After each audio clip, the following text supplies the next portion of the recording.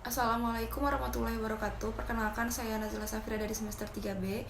Saya di sini akan mereview jurnal yang berjudul tentang analisis yuridis terhadap tindak pidana pelecehan seksual kepada anak di bawah umur dengan dosen pengampu Bapak Dr.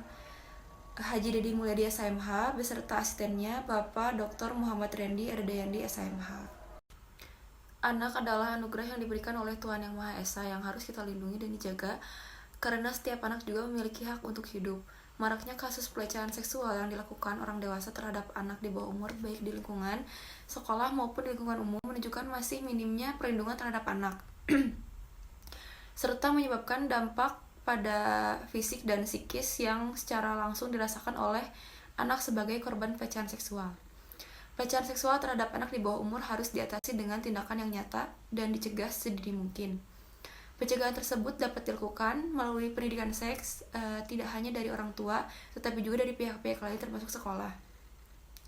Upaya perlindungan anak harus dimulai sedini mungkin agar kelak dapat berpartisipasi secara optimal bagi pembangunan bangsa dan negara. Untuk itu, penegakan hukum terhadap korban tindak pidana pelecehan seksual khususnya terhadap anak. Pada dasarnya, kejahatan pelecehan seksual itu terjadi karena adanya niat dari pelaku pelecehan seksual untuk memenuhi kebutuhan biologisnya yang tidak terpenuhi, tanpa memikirkan adanya hak setiap anak untuk mendapatkan perlindungan. Pada perkara di Indonesia, semakin maraknya kasus pelecehan seksual terhadap anak di setiap daerah, yang seharusnya diperhatikan oleh pemerintah untuk memberikan hukuman yang selayaknya.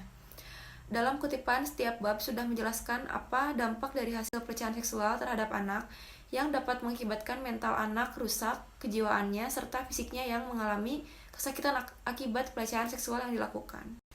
Berikut saran-sarannya, yaitu kepada orang tua untuk dapat menjaga anaknya di setiap waktu, memberi waktu kepada anak karena di zaman sekarang ini semakin maraknya tingkat kekerasan kepada anak, dan juga pelaku kekerasan seksual terhadap anak harus mempertanggungjawabkan segala perbuatan yang ia lakukan kepada anak, baik di hadapan hukum dan juga atas penyembuhan anak tersebut.